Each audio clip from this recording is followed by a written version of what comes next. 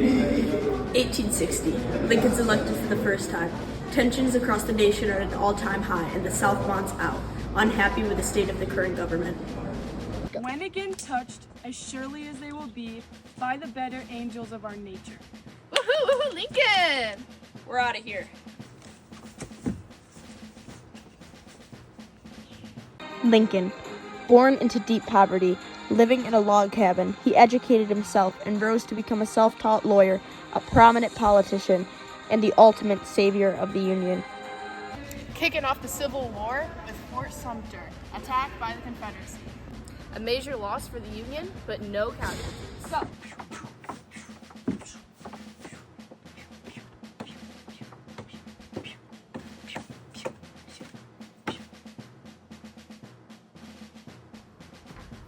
At the start of the Civil War, it wasn't a moral war, or rather a war at all.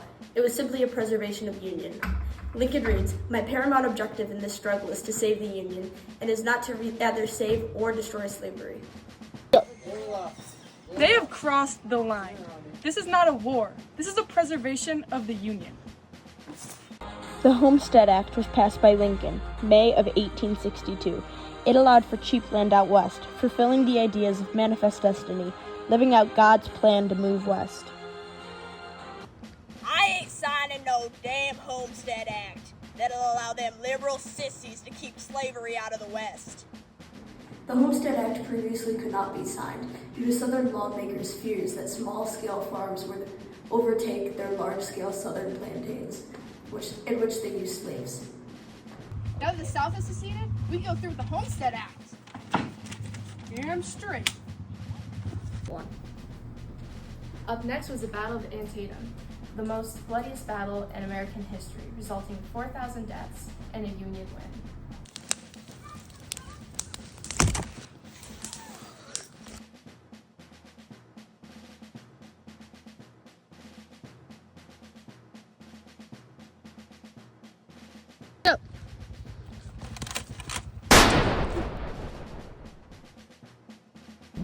Up next was one of the most important proclamations in American history, the Emancipation Proclamation passed by Abraham Lincoln, getting rid of all slavery in the U.S. except for border states. I will now sign the Emancipation Proclamation. This will free all slaves except for the border states. Woohoo! Emancipation Proclamation! The Emancipation Proclamation marked a turning point in the war.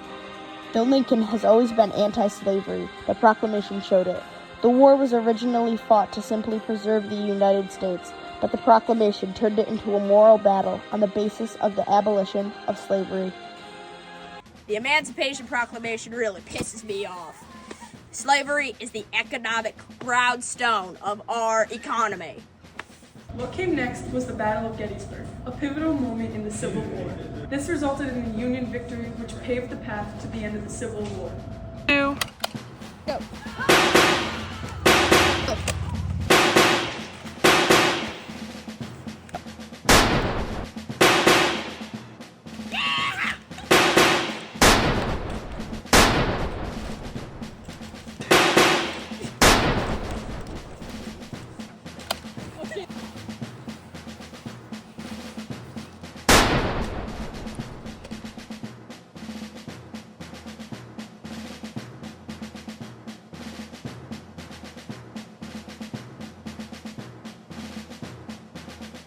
Lincoln then goes on to deliver the Gettysburg Address.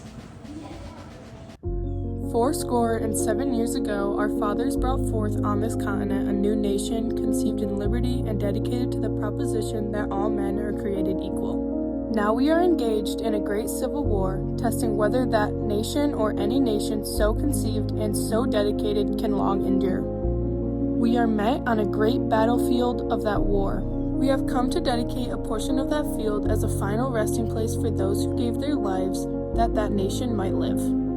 It is altogether fitting and proper that we should do this. But in a larger sense, we cannot dedicate, we cannot consecrate, we cannot hallow this ground.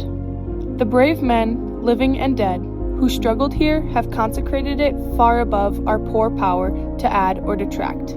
The world will little know nor long remember what we say here, but it can never forget what they did here. It is for us, the living, rather to be dedicated here to the unfinished work, which they who fought here have thus far so nobly advanced. It is rather for us to be here dedicated to the great task remaining before us.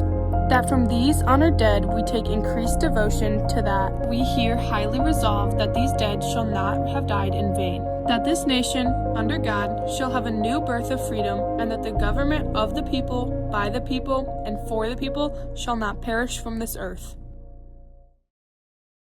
After the immense victory of the Union Army at the Battle of Gettysburg, Ulysses S. Grant was put in control of the troops. Ulysses, I grant you power over the Union Army. Then, finally putting an end to the Civil War, Robert E. Lee surrenders to Union Lieutenant General Ulysses S. Grant, resulting in a Union victory. Due to surrender, my troops are tired, exhausted, dirty, and losing the will to fight. I think that'll be best for the nation.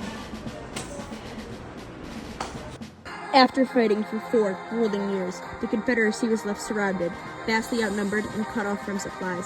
Lee chose to surrender to prevent the further useless loss of a soldier's lives.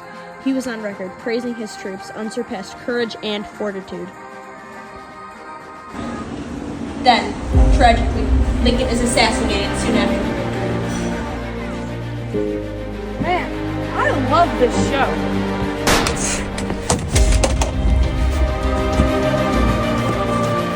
Following Lincoln's assassination, the 13th Amendment was ratified by the U.S. Congress in 1865. This led to a new era of the United States. Reconstruction soon began with acts such as the Freedmen's Bureau. African Americans started to live the path of freedom, Resulting in the nation's mourning and Andrew Johnson taking over as president. This path of freedom came with restrictions. The South's heavy economic reliance on slavery led to sharecropping in the South, and with the forming of violent white supremacy groups such as the KKK and passing of Jim Crow laws, freedom was stalled. Through movements made by social activists such as Frederick Douglass and much later MLK, great strides towards equality have been made. Ultimately, due to the fight put up by activists looking for change, the social structure of the U.S. has been changed forever, and without the Civil War and the work of Abe, these progressions would have been stalled.